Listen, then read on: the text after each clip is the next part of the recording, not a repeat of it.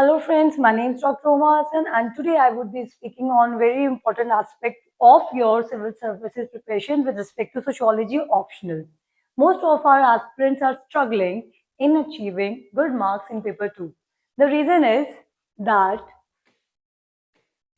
when you are preparing for your optional, that is sociology, we all know that we do have two paper 1 and paper 2.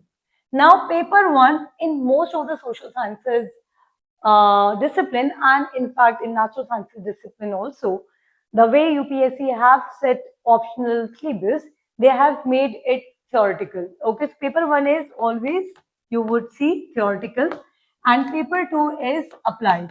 So now today I am going to explain that how you people have to just apply your theoretical understanding with respect to Indian society to fetch highest marks. Okay तो एक कोई topic हम ले लेते हैं. मैं यहाँ पे आज स्टार्ट करूंगी with your first topic, that is modernity and emergence of sociology in Europe. So this is your first topic, okay? तो बस समझना ये कि पेपर 1 में जो आप पढ़ रहे हो वो आपको उसमें कॉन्सेप्चुअल क्लैरिटी होनी चाहिए. कॉन्सेप्चुअल क्लैरिटी का एक ही पैरामीटर है समझने के लिए कि क्या उस थ्योरी को आप किसी भी मॉडल में अप्लाई करके समझ सकते हो कि नहीं. अब Indian society, it's not your GS paper. Most of the aspirants are actually making this a huge blunder that they are just writing social problems of Indian society in GS manner, whereas you people are supposed to write in a sociological perspective. अब ये actually ये समझाना और ये करना इसमें बहुत time लगता है बच्चों को एक्सप्लेन करने के लिए भी. in spite of the fact that I have huge experience of teaching sociology, I am having all the academic credential, but जब मुझे बच्चों को इसमें आंसर राइटिंग प्रैक्टिस करवाना होता है पेपर 2 के लिए, सबसे ज्यादा टाइम इसी में लगता है. तो इसका मतलब कि स्ट्रैटेजी बहुत सही होनी चाहिए. तो आज के एक एग्जाम्पल में इसको थोड़ा सा आप लोग कोशिश करो समझने के लिए, राइट. सो आपका एक टॉपिक है, this is your first topic in paper 1. Okay, that is you need to focus on sociology, right? How sociology emerged, and to understand that you are starting with modernity, and with respect to modernity, whatsoever effects we got in the European society. Now what I have done, what I have done, मैंने break किया आपका जो topic 1 है modernity, social changes and emergence of sociology. तो मैंने इसको break किया है. बेसिकली आप समझो कि जो भी आप लोग फर्स्ट टॉपिक पे पढ़ रहे हो, you need to understand and link it with effect of those causes. So the causes is modernity and effect is sociology with respect to sociology discipline. ठीक है, तो ऐसा क्या हुआ यूरोप में जिसकी वजह से सोशियोलॉजी इमर्ज हुई. फाइन, तो ये है आपकी theory, right. I am explaining just to guide you, just to teach you that how you people have to do application. Okay, so here we are discussing that modernity which ushered in Europe in 18th-19th century, that brought lot of havoc, that brought lot of social political changes in Europe, and then finally we have got sociology to solve those problems. तो इसको थोड़ा सा theoretically मैं समझा देती हूँ, फिर मैं आपको बताऊंगी कि इसको कैसे अप्लाई करो इंडियन कॉन्टेक्स्ट में. तो ये आपका टॉपिक है. अब ये जो मॉडर्निटी है, okay, effects in the European society, अब इसको आप पेपर 2 के किस टॉपिक से अप्लाई करोगे. इसमें बहुत ज्यादा लॉजिकल एप्लीकेशन और रैशनैलिटी की जरूरत है, और आपको मजा आना चाहिए सोशियोलॉजी पढ़ते हुए और पढ़ाते हुए. फॉर इंस्टेंस मुझे मजा आता है और आप लोगों को भी बहुत इंजॉय करना होगा, क्योंकि पेपर 2 में आप कम से कम नोट मेकिंग करेंगे और ज्यादा से ज्यादा एप्लीकेशन करेंगे. कुछ भी ऐसा रिलेटेड नहीं है, वो आपको खुद समझना होगा कि ये वाला जो टॉपिक मैंने पढ़ा पेपर 2 में मैं उसको किस तरीके से रिलेट करूंगा. ओके, सो जब हम मॉडर्निटी पढ़ेंगे, effects in the European society, कौन से दो टॉपिक्स एक्चुअली इसमें कोरिलेट करेंगे? ऑल दो सारी ही, but I would say first of all impact of colonial rule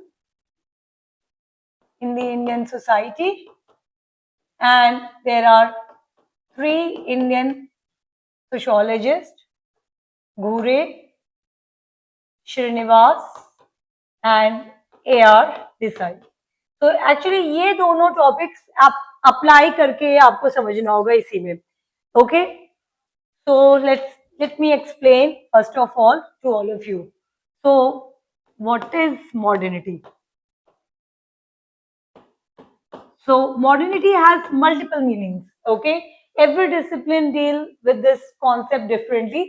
In sociology, we refer it in the form of some events or phases. Okay, UPSC did ask question particularly on historical antecedents like events. कौन-कौन से ऐसे events है जिसकी वजह से modernity emerge हुई? Okay, and finally sociology आया. तो हम जब sociology में इसको पढ़ते हैं, so you will understand in the form of events. So there are stages. So modernity को समझने के लिए will begin with very important event in history, Renaissance, that is in the Europe. Renaissance leads to enlightenment.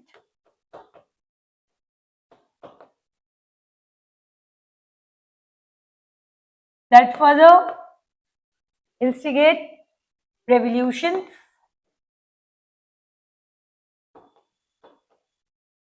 Okay, revolution both in economical and political. And then finally we have got modern society.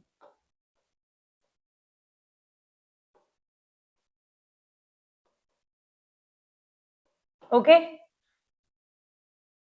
Now Renaissance means rebirth. Basically in Europe, it was considered that after Dark Age period, we have got Renaissance period, which began in the early 14th century, particularly in Italy. See, whensoever we are discussing or referring any century or any year, we are just trying to explain it in a manner where you can understand. अच्छा ये roughly इस period का है. So if I am talking about 14th century, तो कहीं ना कहीं 13th century की end में इसकी starting हो गई होगी. Okay, so modernity को समझने के लिए हम समझ रहे हैं कि हुआ कैसे, वो start कैसे हुआ. Because जो modern age आया, जो modern society I, that was in the mid of 18th century, okay, in Europe. But 18th century को समझने के लिए you need to understand backward, okay. So this is what temporal understanding we need to develop in having scientific inquiry. तो हमको क्या समझना है, रिनाइंसा कब हुआ यूरोप में, 14th सेंचुरी ऑनवर्ड्स.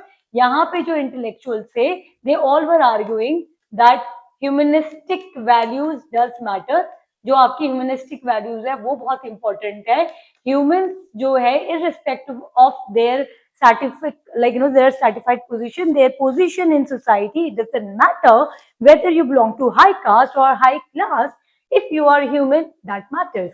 So रिनाइंसा के टाइम में इंटेलेक्चुअल्स ने बोला कि भाई हम लोग तो साइंस की तरफ जा रहे हैं, and what should be the factors by which we need to understand our society, and we need to understand that we have to replace God with science.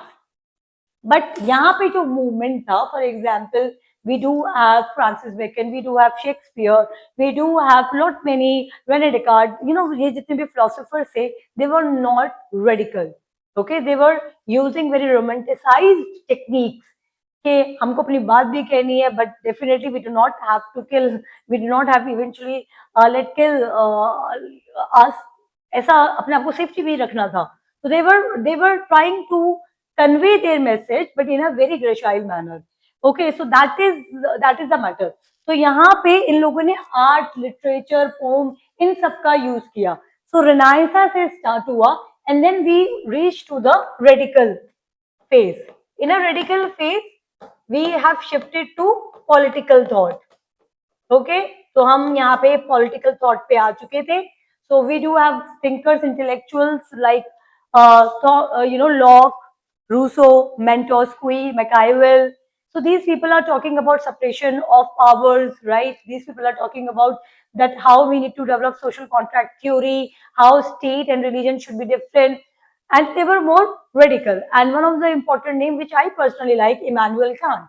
Immanuel Kant started speaking on age of reason.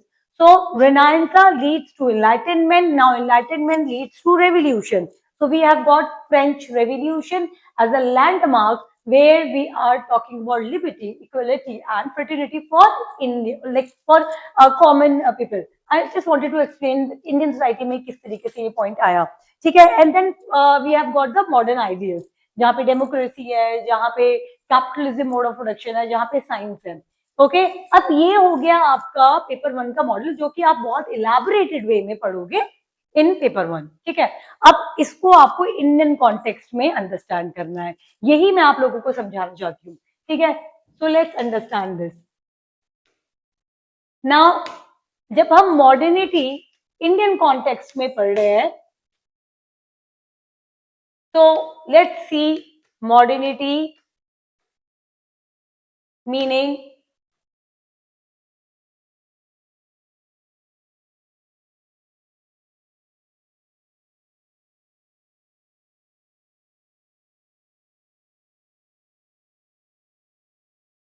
In the context of India. ठीक है, India के context में समझने की कोशिश करते हैं. तो मॉडर्निटी जो इंडिया में आई, let just say 14th century में इंडिया में क्या हो रहा था. तो India's culture, India's tradition is Hindu tradition. When I am saying Hindu tradition, I am referring to Vedic religion. Okay, IVC के बाद जो Vedic culture आया, that is Hindu tradition, that is Indian tradition. Okay, so from 12th century onwards, India got exogenous changes in the form of Islamic rule. Okay, Delhi Sultanate and then Mughals. Okay, so you can say from 14th and 15th century onwards, what was happening in India? तो ये जो Europe थे, European, what they were trying to do? Okay, let me just show you a little map here. क्योंकि map आप map से पढ़ोगे तो आपको थोड़ा सा अच्छा समझ में आएगा. Give me a moment. Okay, see, यहाँ पे हम मॉडर्निटी की बात कर रहे हैं 14th-15th सेंचुरी ऑनवर्ड्स. तो ये जो सी वर्ल्ड जो है ना, actually divided between west and east. Okay, if you remember, अगर आप लोगों ने हिस्ट्री को सिर्फ रटने के लिए नहीं पढ़ी है, लेकिन उसको पैटर्न समझने के लिए पढ़ी है, या आपने इसको एंजॉय करा है, तो आपको बहुत जरूर याद होगा treaty of Tordesillas. Okay, treaty of Tordesillas में क्या हुआ था? दो छोटे छोटे देश, स्पेन एंड पोर्चुगल, उन्होंने एक इमेजिनरी लाइन बनाया था और वर्ल्ड को डिवाइड कर लिया था. तो पोर्चुगल डिसाइडेड कि they are going to go to the east, वहां पे वो कंट्रोल करेंगे एंड सो ऑन. ठीक है, ये हिस्ट्री है. I am not interested in explaining the historical facts. We need to understand history with respect to causes. That is how we need to see sociology in history. ठीक है, तो causes ये था. अब यहाँ पे आपको क्या समझना है? आपको ये समझना है कि भाई 14th सेंचुरी ऑनवर्ड्स जो आपके यूरोपियन नेशंस थे, उनको ग्लोरीफाई करना था. देखो, उस वक्त 3 चीज के ऊपर फोकस था, that is God, glory and gold. तो अब इनको गोल्ड चाहिए in terms of like trade. तो अब क्या कर रहे हैं, हम यहाँ पे पहुंचना चाहते हैं ताकि हम ट्रेडिंग कर सके. और यहाँ पे पहुंचना तो मुश्किल था क्योंकि अरब का यहाँ पे पूरा की तरह कंट्रोल था, लैंड रूट से जो जाना मुश्किल था. ठीक है, तो अब यहाँ पे आप सी रूट से आना चाहते हैं, सारी चीजें हो रही थी. तो यहाँ पे एक्सप्लोरेशन की शुरुआत हो चुकी थी. West culture started meeting eastern culture और इंडियन कल्चर. ठीक है, तो मॉडर्निटी इंडिया में जब आई, तो आपको एक सबसे इंपॉर्टेंट फैक्टर एप्लीकेशन वे में समझना है. that India was on the way to become a colony. ठीक है, तो यूरोप तो क्या कर रहे थे, यूरोप के लिए modernity was very prosperous and their intent was to become a world leader and they wanted to control entire continent and they wanted to control the trading point eventually and they wanted to produce for entire world और वो चाहते थे वो हमारे से ही लोग इसको चीज को खरीदे. तो इंडिया में जो मॉडर्निटी आई उसका जो इम्पैक्ट था वो डिफरेंट था. As I have said in the beginning that multiple meanings are there with respect to modernity. जब हम इंडियन कॉन्टेक्स्ट में मॉडर्निटी को समझेंगे we'll understand in the context of what, we'll understand in the context of colony. ठीक है, तो यहां पे क्या हुआ, this is what we need to see.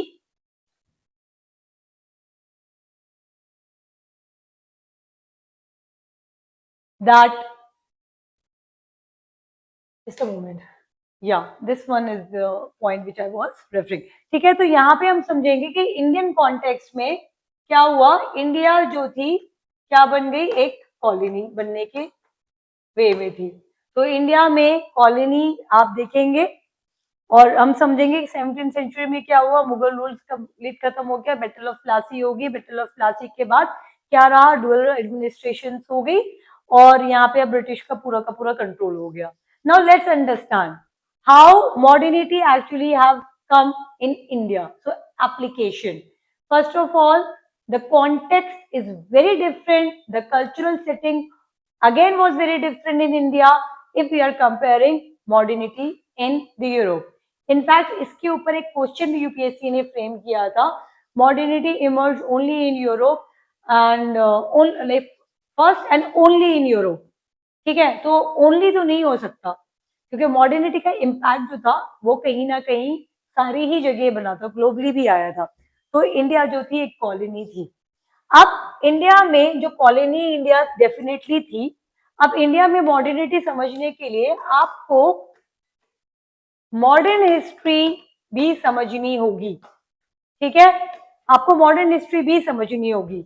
सो रिनाइंसा, जैसे यहाँ पे रिनाइंसा रहा, रिनाइंसा में क्या था, in Europe, intellectuals were thinking that how we need to bring stability in their society. तो intellectuals बता रहे थे कि भाई जो rational है, जो सही है, वही आगे आना चाहिए. अब इंडियन कॉन्टेक्स्ट में क्या हो रहा था, इंडियन कॉन्टेक्स्ट में भी intellectuals, Indian intellectuals were trying to raise the same concern. ठीक है, इंडियन इंटेलेक्चुअल्स भी सेम कंसर्न दिखा रहे थे. Late me just show you. ठीक है, यहां से हम लोग डिस्कस कर चुके हैं. I just wanted to explain कि भाई everything is very much applicable. आप उसको अप्लाई करो अगर आपको ढंग से पढ़ाई करनी है. ठीक है, तो रेनाइंसा टाइम जब यूरोप में स्टार्ट हुआ वहां पे भी इंटेलेक्चुअल्स का रोल था, इंडिया में भी इंटेलेक्चुअल्स का रोल था, which we called as Bengal renaissance. ठीक है, तो बंगाल रेनाइंसा, और आप लोगों ने जरूर एक टॉपिक जरूर मॉडर्न हिस्ट्री में पढ़ा होगा, सोशल रिफॉर्म मूवमेंट. वॉर्स हो गई, सारी चीजें हो गई, खत्म हो गया, राइट. तो you can see here that though I teach sociology, but to teach sociology you need to have, if you are teaching Indian society, definitely you need to have fair understanding of modern India, ancient India and medieval India, right. So social religious reform movement, तो रेनाइंसा Europe में भी एक reform movement था intellectuals का, यहाँ पे भी एक इंटेलेक्चुअल्स का रिफॉर्म मूवमेंट था. कॉलोनियल गवर्नमेंट आ चुकी थी इंडिया में, रिलीजियस सुपरस्टिशन और सोशल इल्स और ज्यादा एग्जैजरेट कर चुके थे, कास्टिज्म, अनटचेबिलिटी, और कहीं ना कहीं अपोजिशन भी था वेस्टर्न कल्चर को लेके. ठीक है, क्योंकि this is what Yogendra Singh also argue कि सिलेक्टिव अडॉप्शन हमने किया है. अब awakening among the educated Indians. ठीक है, so we will see these name like Raja Ram Mohan Roy, Keshav Chandra Sen, Devendra Nath Tagore, Umesh Chandra Dutta.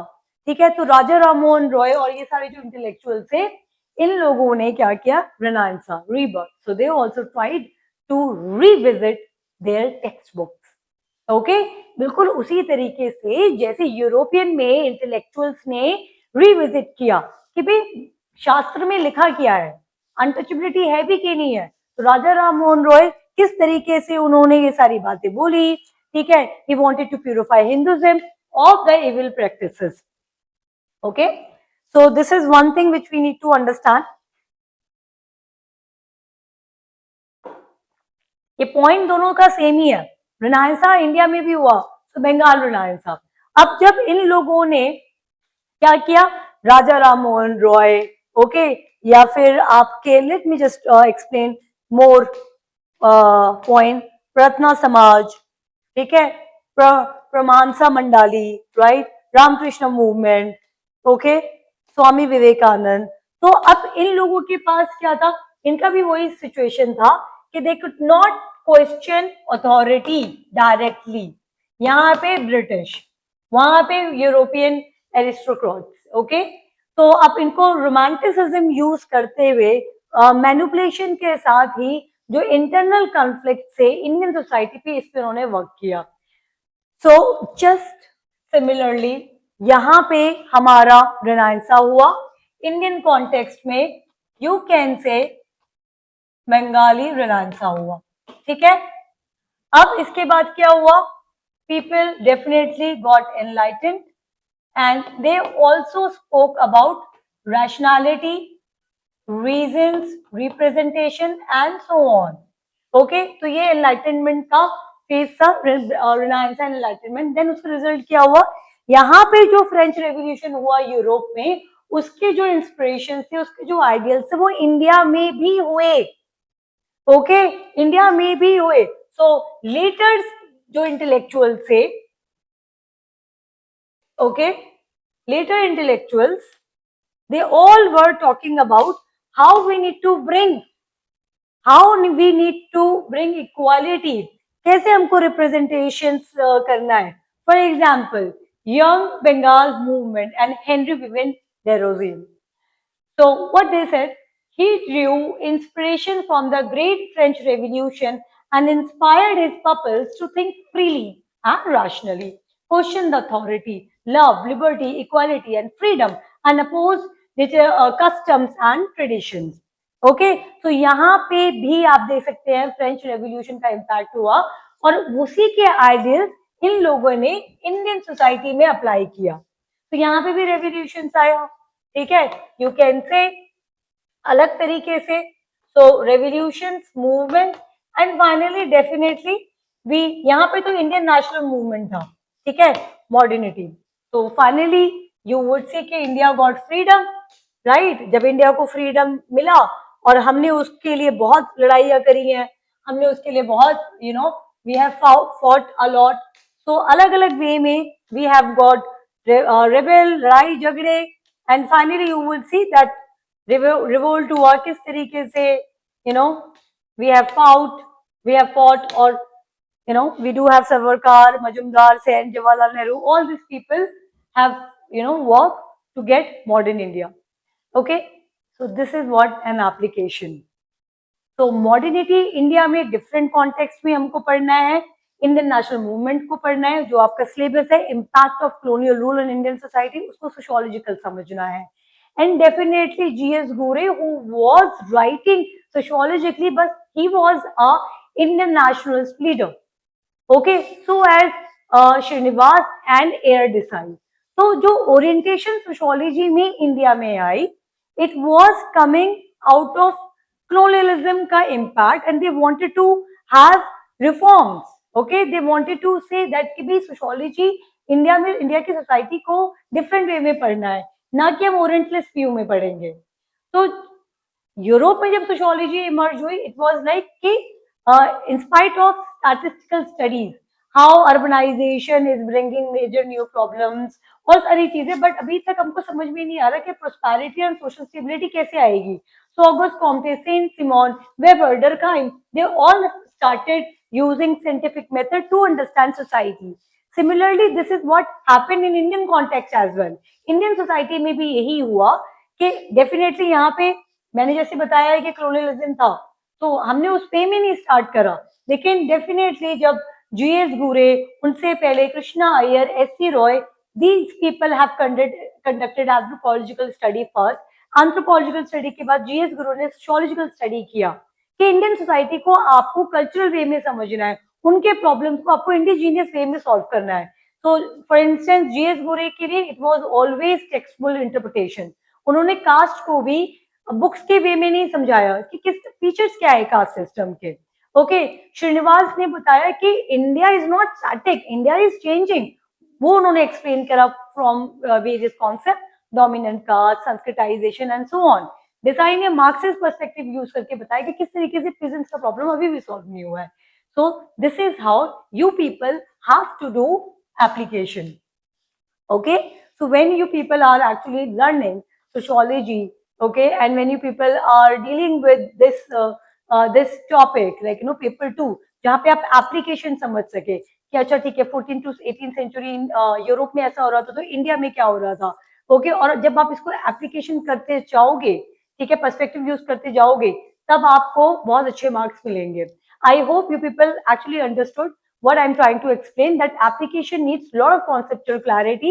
And see, conceptual clarity is first, but then writing is another challenge. उसके लिए आपको बहुत प्रैक्टिस करना पड़ेगा, and you really need a good mentor where you can see कि ये सही लिखा है या गलत. Okay, I hope you people got some benefit out of my class. Thank you.